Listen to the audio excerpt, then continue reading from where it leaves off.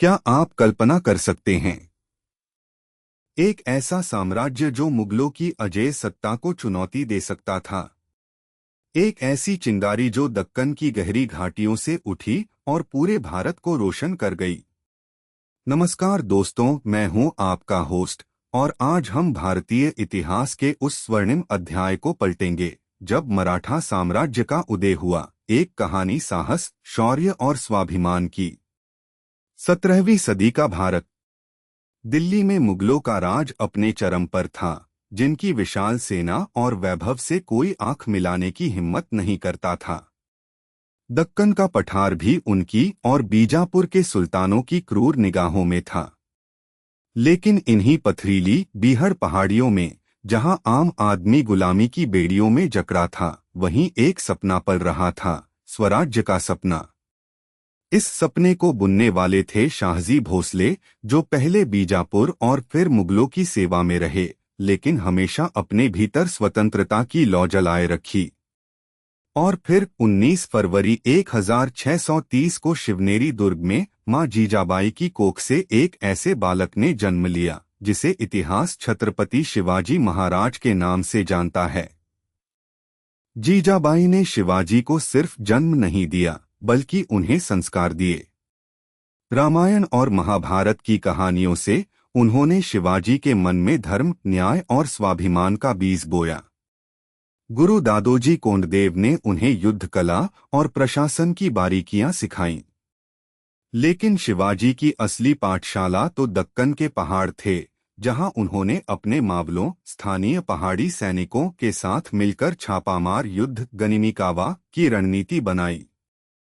मात्र 16 साल की उम्र में शिवाजी ने तोरना का किला जीतकर अपने इरादे साफ कर दिए। यह सिर्फ एक किला नहीं था, यह हिंदवी स्वराज्य की पहली ईंट थी।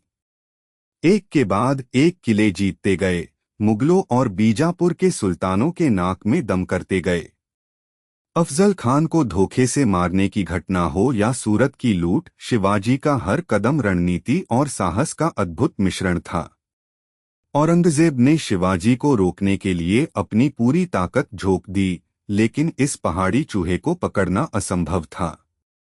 1666 में शिवाजी आगरा की कैद से किसी चमत्कार की तरह बच निकले, और यह घटना मुगलों के लिए एक बड़ी शर्मिंदगी थी। अंततः 6 जून 1674 को रायगढ़ के भव्य किले में वैदिक मंत्रों और जनता के जयकारों के बीच शिवाजी महाराज ने छत्रपति की उपाधि धारण की। यह सिर्फ एक राजा का राज्याभिषेक नहीं था, यह एक नए युग का सूत्रपात था। यह दक्कन की आत्मा का जागरण था, यह उस हिंदवी स्वराज्य की स्थापना थी जिसके लिए उन्होंने अपना जीवन समर्पित कर दिया। मराठा साम्राज्य का उदय केवल एक राजनीतिक घटना नहीं थी, यह एक सांस्कृतिक, सामाजिक और सैन्य क्रांति थी। इसने दिखाया कि कैसे साधारण लोग सही नेतृत्व और अटूट विश्वास के साथ विशाल साम्राज्यों को चुनौती दे सकते हैं। इसने मुगलों के पतन की नींव रखी और भारत के मानचित्र पर एक नई, शक्तिशाली पहचान बनाई। और इस तरह एक साधारण सरदार के पुत्र ने अपनी दूरदर्शिता, साहस और देशभक्ति से एक ऐसे साम्राज्य की नींव रखी जिसने भारतीय इतिहास की धारा को हमेशा के लिए बदल दिया।